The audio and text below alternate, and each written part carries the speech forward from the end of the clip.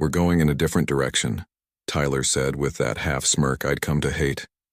Thanks for everything, but we need people who fit the new model. My name's Logan Barrett, 38 years old, senior account executive at Veltri Dynamics for the past 7 years. At least I was until about 45 seconds ago. I nodded, didn't argue, didn't plead my case by mentioning that I'd just closed our most successful quarter in company history. Didn't point out that I'd personally brought in 60% of total revenue. Didn't ask what the new model even meant. Got it. Best of luck, I said, standing up. Tyler looked almost disappointed, like he'd been expecting, maybe hoping for, an outburst. Something to justify whatever story he'd already planned to tell about me after I left.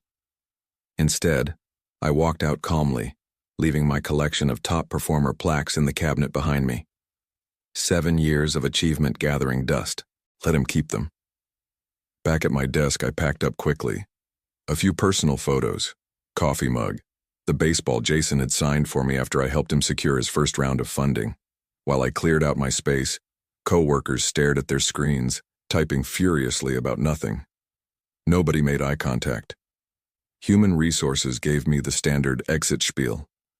Non-compete clause reminders. Company property return checklist. Exit survey link. The woman across the desk looked uncomfortable.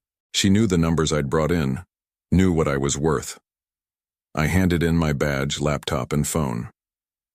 Good luck with everything, Logan, she said, and I could hear the genuine regret. Appreciate it, I replied. As the elevator descended, I wasn't angry. Not exactly. Something colder had settled in. A quiet certainty that Tyler McRae had made the biggest mistake of his professional life.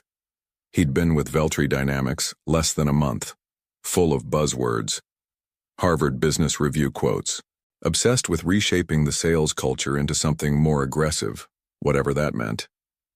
What Tyler didn't know, what Human Resources never thought to check, was that every single one of my top clients had personal connections to me. College roommates who'd launched startups, groomsmen from my wedding who now ran procurement departments, old friends who'd been with me since before Veltri Dynamics even existed. In his spreadsheets, they were just account numbers and revenue figures. To me, they were relationships built over decades. I walked out to my car, jacket slung over my shoulder. My phone, my personal phone, buzzed with a message from Brian, my biggest client. You free for lunch tomorrow? I smiled for the first time that day. I'd been with Veltri Dynamics since they were just a scrappy startup operating out of a converted warehouse in Cincinnati. Back then, we were 15 people with big dreams and empty bank accounts. I was employee number 8. My job was simple. Bring in clients, keep them happy, grow the relationships. That's what I did. Not by handing out branded pens or taking people golfing, but by actually giving a damn. By remembering birthdays and asking about kids, by calling just to check in, not to upsell. By being a resource, not just a vendor. When my old roommate Brian launched his logistics company, I was his first call for supply chain software. When Jason's health tech startup needed security integration, I brought him on board. When Dave expanded his manufacturing business, I made sure we scaled with him. 62% of my book of business came from people I'd known before they were clients. The rest came from their referrals. The first sign of trouble appeared 3 months ago during the quarterly review. Our CEO introduced Tyler McRae, brought in from some Silicon Valley firm I'd never heard of. Hair too perfect, smile too wide. Everything about him screamed ambition without substance. Tyler's going to revolutionize our approach to sales, the CEO announced, make us more competitive in the modern marketplace. I'd heard that kind of talk before, usually from people who'd never actually closed a deal themselves. 2 weeks later, Tyler called a sales team meeting, presented a new client acquisition strategy that involved cold outreach quotas and script-based pitches, made a big show about measurable metrics and performance analytics. Not once did he mention relationships. After the meeting, Dave texted me, "Your new boss seems like a real piece of work." Another warning came during a client dinner. Tyler insisted on joining me and Brian, my biggest account, talking over him constantly, interrupting with corporate jargon that made Brian visibly uncomfortable. In the parking lot afterward, Brian pulled me aside. "That guy's going to be a problem for you, isn't he?" I shrugged it off. Just knew, finding his footing. But something in my gut knew better.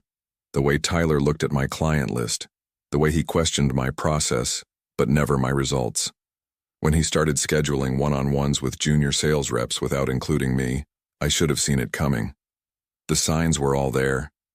I just didn't want to believe someone would be foolish enough to burn down what took years to build.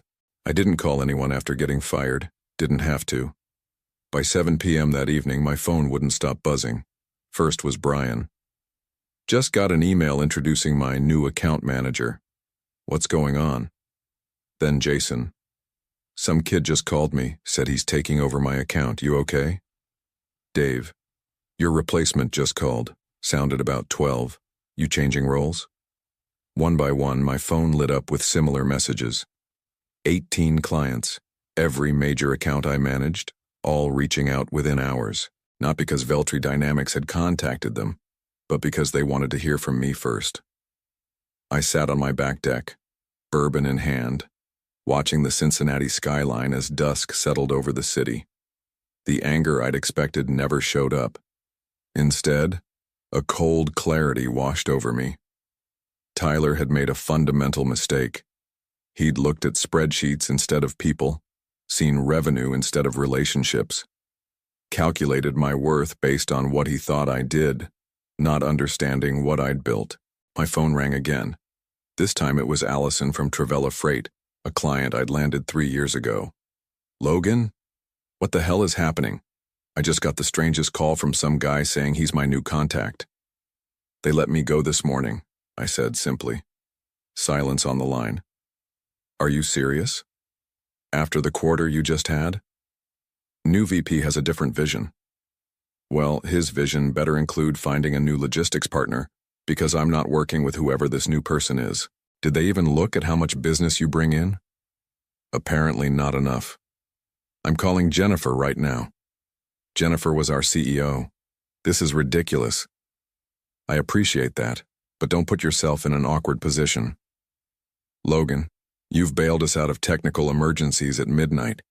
You came to my dad's funeral. This isn't business, it's personal." After Allison, I took 5 more similar calls. By 10 p.m., I turned my phone off. Needed to think. I wasn't going to actively sabotage Veltri Dynamics, that wasn't my style, but I also wasn't going to protect them from the consequences of their own bad decisions. In the morning, I woke up to an email from Jessica Lewis, VP of Sales at Hailstorm Brewing, Veltri's main competitor. We'd met at industry conferences over the years, always been cordial. "Heard what happened. Unbelievable. Let's grab coffee this week?" I didn't have to wonder how she'd heard. News travels fast in our industry. As I showered and dressed that morning, something shifted inside me. The loyalty I'd felt toward Veltri Dynamics, the company I'd helped build, evaporated completely. They hadn't just fired an employee. They'd severed relationships they didn't even know existed. I texted Jessica back. "Coffee sounds good. Tomorrow at 9? Her response came immediately. "Perfect. I have some ideas I think you'll like." For the first time since walking out of Tyler's office, I smiled. Not out of spite, but because I finally understood my true value. And so would Veltri Dynamics. Soon enough. The coffee shop Jessica suggested was clear across town from the Veltri Dynamics office. Smart move. Cincinnati's business community was too small for accidental run-ins. Jessica looked exactly as I remembered her. Sharp, confident, without trying too hard.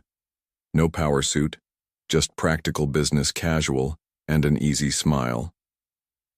"They're idiots," she said after we'd exchanged greetings. "Everyone in the industry is talking about it." Everyone? When the top performer at a competitor suddenly becomes available, people notice. She sipped her coffee.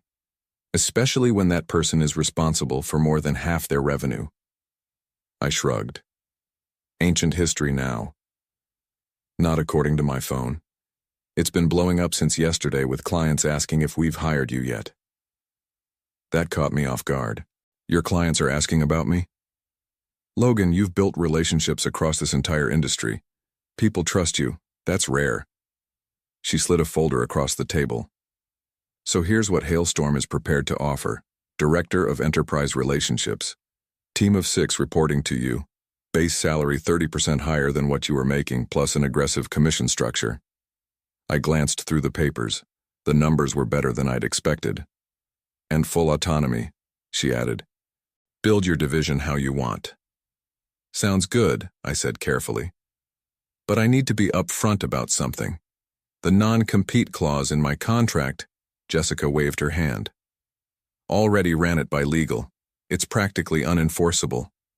Ohio courts rarely uphold them, especially in cases of termination without cause. Still, I don't want to start a legal battle. Agreed, which is why we're suggesting a 60-day consulting arrangement first. After that, full employment. It was a good plan. Well thought out. One more thing, I said. My clients. We're not asking you to violate any confidentiality agreements. But if your former clients happen to seek out new vendors on their own, I nodded slowly. That's their business decision. Exactly. I took a day to think it over, but the decision was already made. Signed the consulting agreement the following morning. By then, the fallout had already begun. Brian's company, my biggest account worth nearly $5 million annually, had paused all implementation projects with Veltri, citing relationship restructuring evaluation. Corporate speak for, we're not happy. Jason's health tech firm had requested full documentation of all processes in preparation for potential vendor transition. 3 more clients had declined meetings with their newly assigned account managers. I hadn't orchestrated any of it, hadn't needed to. These were my friends responding naturally to a broken trust. That afternoon, my phone rang with an unfamiliar number. I almost didn't answer. Logan Barrett. Logan, it's Jennifer Murray. Veltri's CEO. My stomach tightened. Jennifer, what can I do for you? I'm calling to understand what's happening with our client base. Of course. Now she wanted to talk. I'm not sure what you mean, I said, keeping my voice neutral. I've been gone less than a week. Several key accounts are suddenly threatening to leave. Brian from Northspire Apparel says he'll only talk to you. The relationships I built were personal, Jennifer, you know that. Logan, be reasonable. Those are company accounts. I haven't contacted a single client. If they're reaching out to me, that's their choice. We need you to help with the transition. Make introductions, smooth things over. I almost laughed. You mean clean up Tyler's mess? Silence on the line. Then, the board has concerns about his decision. We could discuss your returning. Same position, 10% increase. Too little, too late. I appreciate the offer, Jennifer, but I've accepted a position elsewhere. Another pause. I see. I hope you'll at least consider not actively poaching our clients. I don't need to poach what's already leaving on its own. After I hung up, I felt no satisfaction, just confirmation of what I'd already known. Veltri had only valued the revenue, never understanding the relationships that created it. Now they were learning the difference, the hard way. 2 weeks into my consulting arrangement with Hailstorm, I met with Brian for lunch at our usual spot downtown. The restaurant wasn't fancy, just a reliable place with good burgers and private booths where we could talk freely. Tyler's been calling me daily, Brian said, shaking his head. Yesterday, he offered a 15% discount if we'd resume the implementation schedule. And? I told him it wasn't about the money. Brian took a sip of his iced tea. Then he started bad-mouthing you. Said you'd been on your way out anyway. Performance issues. My jaw tightened. Classy. That's when I told him we were exploring other options and hung up. This pattern repeated in conversations with other clients. Tyler was scrambling, making desperate offers while simultaneously trying to undermine me. Classic damage control from someone who knew he'd made a catastrophic mistake. But there was something else happening, something I hadn't anticipated. Jason called that evening. You're not going to believe this. I requested a full data export as a precaution, and they're stonewalling, claiming our contract doesn't guarantee data portability. That's not right, I said. Section 12B specifically covers data ownership and transfer rights. I know. I have the contract right here, but their legal team is suddenly reinterpreting the language. The next day, Dave reported similar issues. Then Allison. One by one, my former clients were discovering that Veltri was making it difficult for them to leave. I called Jessica immediately. They're deliberately creating exit barriers, I explained. Technical roadblocks, contract reinterpretations, sudden system maintenance that affects only clients who've indicated they might leave. Jessica wasn't surprised. Tyler's fighting for his career now. The board's breathing down his neck about the revenue forecasts. This goes beyond normal retention tactics. They're essentially holding client data hostage. Jessica's voice hardened. Get me documentation. Every instance, every client affected. Our legal team will have a field day with this. Over the next week, I collected evidence. Screenshots of suddenly unavailable export functions. Emails denying access to supposedly guaranteed services. Recorded calls where Veltri representatives made thinly veiled threats about data loss if clients terminated early. But the real bombshell came from Dave, who forwarded me an email he'd received by mistake. It had been intended for Tyler. Attached is the client retention strategy you requested, the email read. We've identified technical dependencies we can leverage to delay transitions for the Barrett accounts. Legal believes we can stretch these maneuvers 3 or 4 months minimum before facing any meaningful penalties. Attached was a spreadsheet listing every one of my former clients, with specific retention tactics assigned to each. It wasn't just Tyler. It was systematic, coordinated, deliberately obstructive. I forwarded everything to Hailstorm's legal department. Their response was immediate and forceful.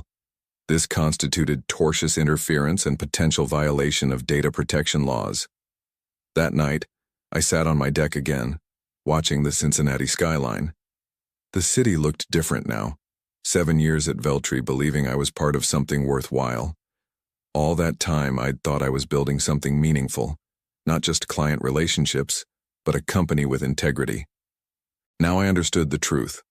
When faced with the consequences of their mistake, Veltri's leadership had chosen obstruction over accountability. This wasn't just about me anymore.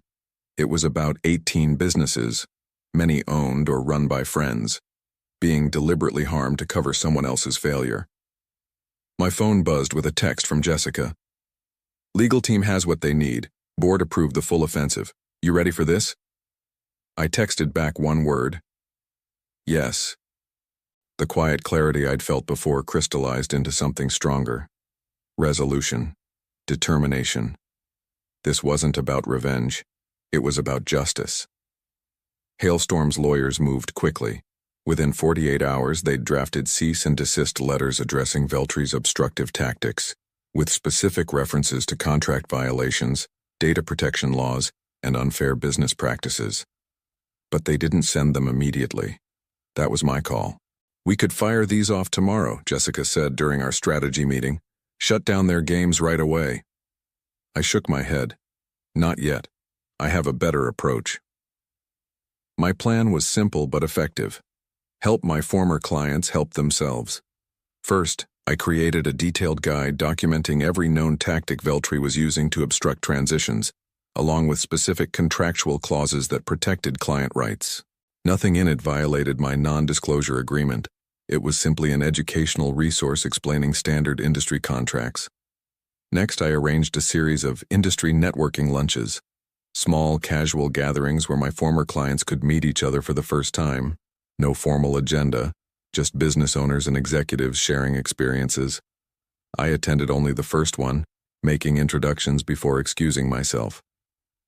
Sorry, conflict of interest, but you all might find you have some common business challenges worth discussing. By the third such lunch, they'd formed their own informal alliance, began comparing notes, pooling knowledge, discovering they weren't alone in their struggles with Veltri. Meanwhile, I was building something new at Hailstorm, Not just bringing on individual team members, but designing an entire client relationship division focused on long-term partnerships rather than transactions. Jessica gave me complete freedom to implement my vision. "The results speak for themselves," she said after reviewing my progress. "The board is thrilled." 1 month into our strategy, the pressure on Veltri began mounting. Clients were collectively demanding adherence to their contract terms, armed with specific knowledge of their rights and Veltri's obligations. When multiple major accounts simultaneously threatened legal action over the same issues, Veltri couldn't dismiss it as coincidence. Someone was coordinating the response. Jennifer called again. This time her tone was different, desperate. "What do you want, Logan? What will it take to stop this?" "I'm not doing anything, Jennifer. Your clients are simply exercising their contractual rights. We both know you're behind this. The board is considering legal action against you for client interference." "You fired me, Jennifer," I reminded her calmly. "Any communication I've had with my friends since then is personal, not professional." "Friends," she repeated flatly. "Yes, friends. That's what you and Tyler never understood. These weren't just accounts to me." The line went quiet. Then, "Tyler's been let go." "I'm sorry to hear that," I said, meaning it. Losing a job unexpectedly was something I understood all too well. "We're prepared to make amends. Full data portability for any client that wants it. No early termination fees. Clean transitions." It was what my former clients deserved. "That sounds reasonable. And we want to talk about bringing you back. Executive VP position, direct board access." Now that was unexpected. I considered it for about 2 seconds. "I appreciate the offer, Jennifer, but I've found where I belong." After we hung up, I contacted Brian and the others, not to relay the conversation, but to give them a heads up. "You might find Veltri more cooperative going forward." Within days, Veltri announced an enhanced client transition program, offering exactly what Jennifer had described. They framed it as a proactive customer service initiative. Everyone knew better. By then, my new department at Hailstorm was taking shape. 3 of my former team members from Veltri had already joined. More were interviewing. Jessica stopped by my office late one evening as I was finalizing our department's mission statement. "I heard Veltri lost 8 major accounts this week," she said, leaning against the doorframe. I kept typing. The market's always changing. "And is it just coincidence that 6 of them signed with us today?" I finally looked up and smiled. "Must be our enhanced client transition program." She laughed. "Well, whatever you're doing, keep doing it. The board's talking about a seat for you at the table by year's end." I nodded, but the title didn't matter to me. What mattered was building something that couldn't be broken by one person's poor decision, something based on real connection. 6 months after joining Hailstorm, I walked into our quarterly board meeting with Jessica and the executive team. The presentation I'd prepared was straightforward: department growth, revenue projections, client retention metrics. As I concluded, the board chair leaned forward. "These numbers are impressive, Logan. 12 new enterprise clients in 2 quarters. Retention rate near perfect. What's your secret?" "No secret," I replied. "We invest in relationships, not just transactions." The CFO spoke next. "And the Veltri accounts? 14 of their 18 top clients have switched to us now?" 15, as of yesterday," Jessica corrected, sliding a folder across the table. "Northridge Technologies signed this morning. 9-year contract." Murmurs around the table. "To be clear," I added, "we've never directly solicited Veltri clients. They've approached us, usually after experiencing difficulties with their transition processes." "Which have been extensively documented," Jessica said, patting another, thicker folder. "Our legal team has everything should Veltri ever want to pursue action." They wouldn't. Not with what we had. Not with their reputation already in tatters. The room fell silent as the board chair reviewed the latest numbers. Finally, he looked up and nodded toward me. "The board has reached a decision. We'd like to offer you the position of Executive Vice President of Strategic Relationships, effective immediately. I accepted with a simple handshake. No gloating, no speeches. That afternoon, the press release went out. My phone immediately buzzed with a message from Brian. Just saw the news. Congratulations, EVP Barrett. Moments later, my assistant knocked on my door. You have a visitor, Jennifer Murray from Veltri Dynamics. No appointment. I considered sending her away. Decided against it. Send her in. Jennifer looked tired, defeated. Congratulations on the promotion. Thank you. What can I do for you, Jennifer? She placed a folder on my desk. Veltri is exploring acquisition options. We'd like Hailstorm to consider making an offer. The acquisition went through 3 months later, not because of any lingering vendetta, but because it made good business sense. Hailstorm's board saw value in Veltri's technology stack, if not their client management approach. I insisted on one condition. Every Veltri employee would be given fair consideration for positions in the combined company. Nobody would experience what I had gone through. On the day the deal closed, I drove to Veltri's office, the converted warehouse where I'd spent 7 years of my career. The place looked smaller somehow. The remaining employees gathered nervously in the main conference room for my address. I'm not here to clean house, I began, looking at the familiar faces. I'm here because what we're building at Hailstorm is based on the same principle that should have protected me here. Relationships matter. They're worth investing in. Worth protecting. I saw relief in their eyes. Understanding. Your jobs are secure if you want them. Your contributions valued. All I ask is that you bring that same commitment to relationships, with clients, with colleagues, with partners, to everything you do going forward. Afterward, I walked through the empty sales floor one last time. Stopped at my old desk, now cleared of its temporary occupant. My phone buzzed. A message from Dave. Heard the news. Poetic justice, my friend.